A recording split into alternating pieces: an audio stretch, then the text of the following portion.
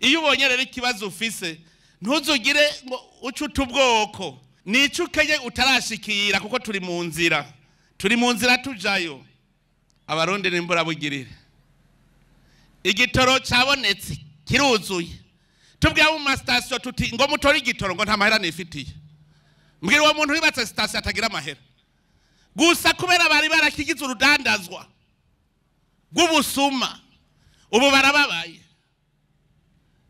Bwira abafise aba station bose nibagende gutora igitoro muri Sopepo kiruzuye mugabo batagwe kuvuga ngo nta mahera nigirira. Yubatse station bwira tuze tuyirabarabuko kubera umutima mubi bahora bacuruza igitoro c'amagendo bahora baciba barababaye ntibashaka ko igitoro kija mu bene gihugu. Ndagandabwire ngira ndondera ingingo fatira amastation yose atazokwakira igitoro duce tuyagira ya Reta duce tugishiramwo hanyuma bene gihugu baronka igitoro nta yindi nzira. Oya nimwe yumvira umuntu afise station wamubwira ngo gutora igitoro ngo nta mahera nifitiye.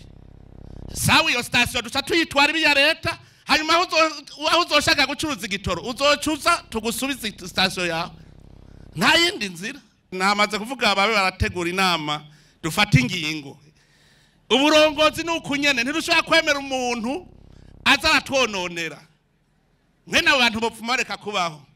Mbe Yesu niwe yavuze abonye Yuda mugaba Yuda bama yabonye Yuda ivyagira akora araba igitutsi yo mutuka aca mubwira ngo vyo kubereye vyo gwipfumureka kuvuka.